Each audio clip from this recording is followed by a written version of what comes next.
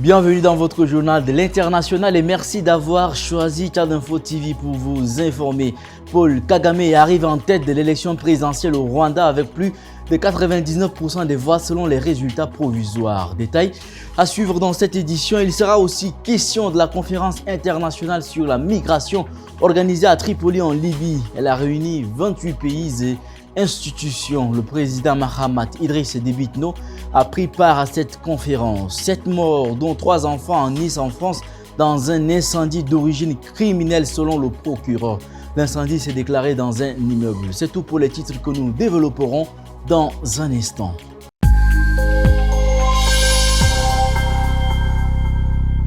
Mesdames et messieurs, bonsoir et bienvenue si vous nous rejoignez. Son règne de 24 ans sera prolongé de 5 années supplémentaires grâce à une victoire écrasante. Paul Kagame a gagné l'élection présidentielle avec plus de 99% des voix selon les résultats provisoires. Âgé de 66 ans, l'homme dirige le pays depuis la fin du génocide des Tutsis en 1994. Commentaire de Aimé Dolinassou. Il a obtenu 99,15% de voix jusqu'à présent avec environ 79% de bulletins dépouillés selon les résultats partiels annoncés par la commission électorale. Âgé de 66 ans, il n'a pas été confronté à une opposition significative, les figures de pro ayant été interdites. Ces deux adversaires se sont partagés moins d'1% de voix. Paul Kagame a remercié les Rwandais pour leur confiance dans un discours prononcé au siège de son parti, le Front patriotique rwandais. Peu de choses ont changé pour le président Paul Kagame par rapport aux presque 99% de voix qu'il a obtenues lors de ses dernières élections. Cette victoire en 2017, comparée aux 95% de 2023 et aux 93% de 2010, a conduit certains à se demander si ces élections étaient réellement démocratiques. Ce sont les mots critiques Katako adressé à cet ancien réfugié qui a ensuite mené la lutte contre les mauvaises herbes qui se sont emparées du pays. Devant une foule d'opposants en campagne le mois dernier dans l'ouest du Rwanda, le président Kagame a déclaré « Il y a des gens qui pensent que 100% de la population n'est pas démocratique ». La vie de Kagame a été marquée par le conflit entre les Hutus et les Tutsis au Rwanda. Afin de protéger cette situation, son gouvernement insiste désormais pour que les citoyens se considèrent comme des Rwandais plutôt que comme des membres d'une tribu particulière. Chef d'État depuis 2000, il effectue actuellement son 4e mandat, mais en réalité, Kagame dirige ce pays d'Afrique du Sud depuis le 7 février 1994. C'est là que ses forces vont réussir à renverser le gouvernement des extrémistes Hutus qui ont commis le génocide de l'époque. Un forum international organisé mercredi 17 juillet à Tripoli sur les migrations en Libye. Cette conférence préconise la mise en œuvre de projets de développement en Afrique pour lutter contre l'immigration irrégulière vers l'Europe. 28 pays et institutions ont pris part. Le chef de l'État, Mahamat Idriss Déby Itno, a pris part à cette conférence. Suivez le commentaire de Ghislaine Alataro. Les participants représentant 28 pays et institutions ont décidé de mettre en place un groupe de travail. Il devra définir les projets de développement prioritaires dans les pays africains de départ et de migrants. Mais il n'y a pas de feuille de route plus précise et pas de budget annoncé non plus. En ouverture du forum, le Premier ministre libyen avait insisté sur ce axe de développement. Le Premier ministre libyen a aussi référé le refus de tout projet d'installation définitive des migrants en Libye. Le ministère de l'Intérieur a récemment évoqué la présence de près de 2,5 millions d'étrangers en Libye, sur une population de 7 millions d'habitants, dont 70 à 80% entraient de manière illégale.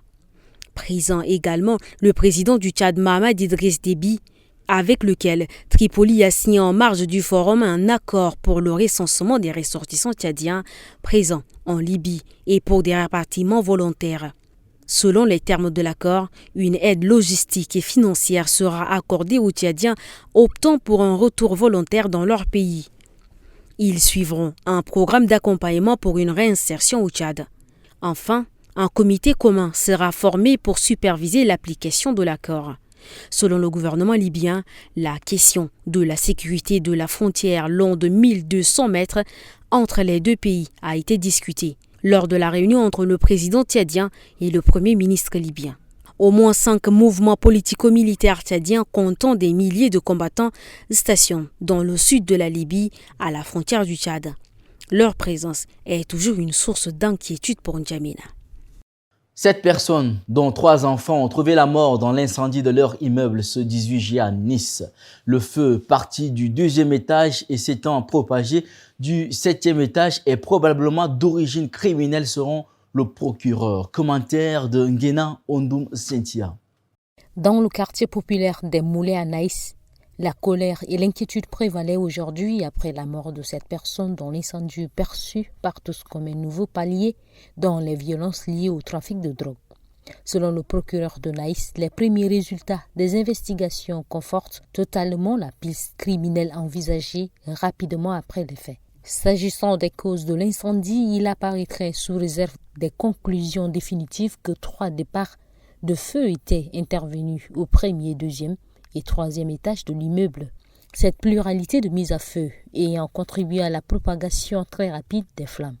Des images de vidéosurveillance ont mis en évidence qu'une voiture de couleur sombre de type citadine se stationnait entre 2h12 et 2h17 à proximité du lieu des faits. Après avoir quitté les lieux, ce même véhicule était revenu sur place à 2h24. De celui-ci, il apparaît que sortaient 3 jeunes hommes au visage non dissimulé, vêtus simplement de t-shirts et de shorts. Les autorités ont par ailleurs salué l'action des forces de l'ordre et des pompiers qui se sont déployés sur place en quelques minutes et ont pu sauver 5 personnes qui ont survécu au drame. La direction zonale de la police nationale, la direction nationale de la police judiciaire ainsi que la direction interdépartementale de la police nationale des Alpes-Maritimes ont été saisies de l'affaire.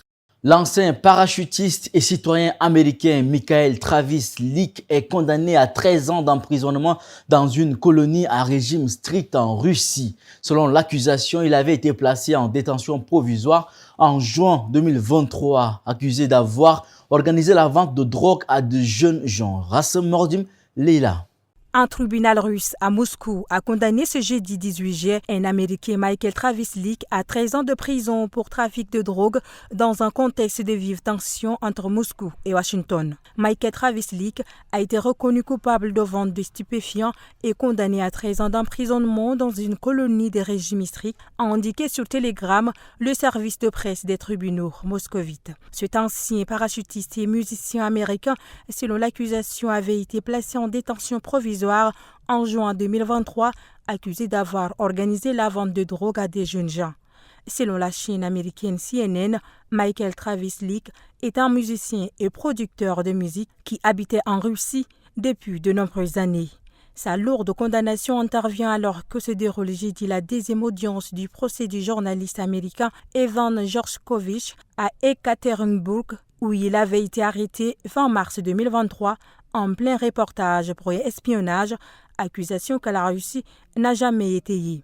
Aucune autre information n'a été communiquée publiquement sur les détails du dossier, toute la procédure ayant été placée sous les sceaux du secret. Les arrestations des citoyens américains en Russie se sont multipliées ces dernières années sur fond de détérioration des relations entre Moscou et Washington, devenues abyssales depuis le déclenchement de l'offensive russe en Ukraine en février 2022. Des centaines d'étudiants en médecine venus de différentes villes marocaines manifestent devant le Parlement à Rabat contre un projet de réduire la durée de leur formation. Les étudiants s'opposent à la diminution de leur cursus de 7 à 6 ans proposé par le gouvernement pour pallier le déficit en médecins. Bekotou Junior. Les autorités marocaines déclarent qu'elles ne sont pas encore parvenues à un accord avec les étudiants en médecine et en pharmacie en grève qui exigent le retrait du projet visant à réduire la durée des études de médecine de 7 à 6 ans. À l'exception de la durée des programmes, la plupart des plaintes ont été traitées selon le ministre de l'Enseignement supérieur, de la Recherche scientifique et de l'Innovation, Abdellatif Miraoui. Ce dernier a souligné que le gouvernement a offert un compromis permettant une flexibilité pour les étudiants de 6e année en les autorisant à suivre les cours de formation optionnels. Les autorités s'inquiètent de la perturbation du calendrier universitaire due à la grève prolongée et exhortent les étudiants à retourner dans les amphithéâtres et à participer aux prochaines sessions de rattrapage prévues en juillet et en septembre. Le ministre de l'Éducation a également fait allusion à une mesure de conciliation qui pourrait annuler les mesures disciplinaires prises à l'encontre de certains étudiants grévistes, soulignant qu'il était important de sauver l'année académique en premier lieu.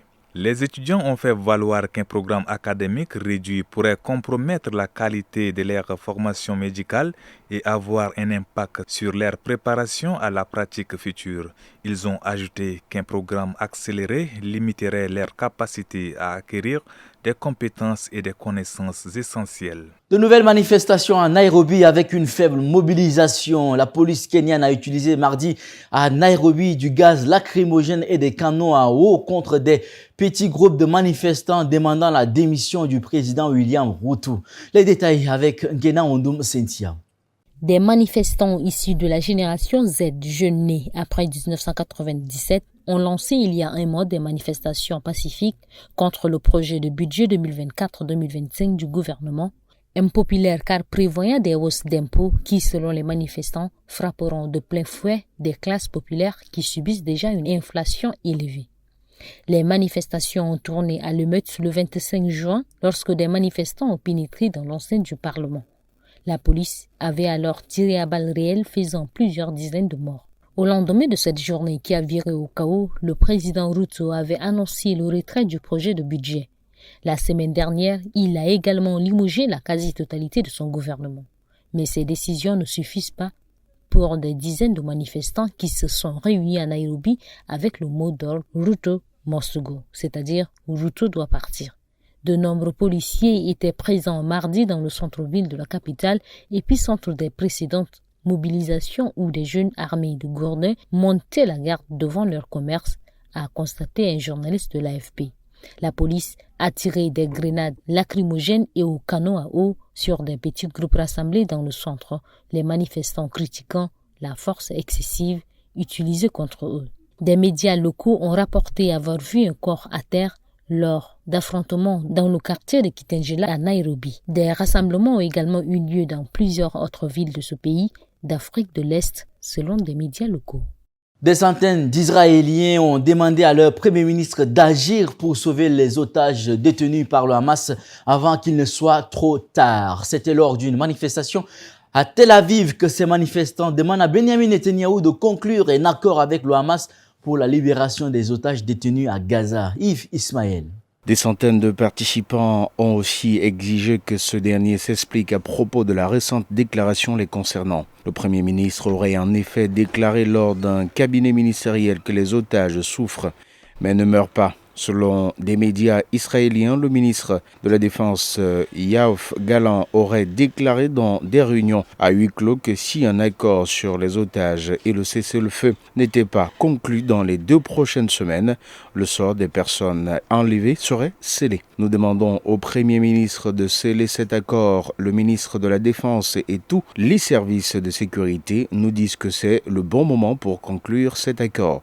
Si nous ne le faisons pas maintenant, nous ne pourrons plus le faire. Nous ne pouvons pas les ramener vivants et il doit le faire maintenant pour l'avenir de ce pays, pour l'avenir de cette communauté, déclare l'un des manifestants. Plus de 120 otages sont toujours aux mains du Hamas après leur enlèvement lors de l'attaque terroriste du 7 octobre 2023. Une délégation israélienne est arrivée en début de semaine en Égypte pour poursuivre les négociations sur le cessez-le-feu alors qu'Israël et le Hamas examinent la dernière proposition. Et c'est ici que s'achève cette édition. Mesdames et messieurs, merci de l'avoir suivi. On se retrouve dimanche prochain pour un nouveau journal de l'International. Très bonne suite de programme sur Tchad Info TV.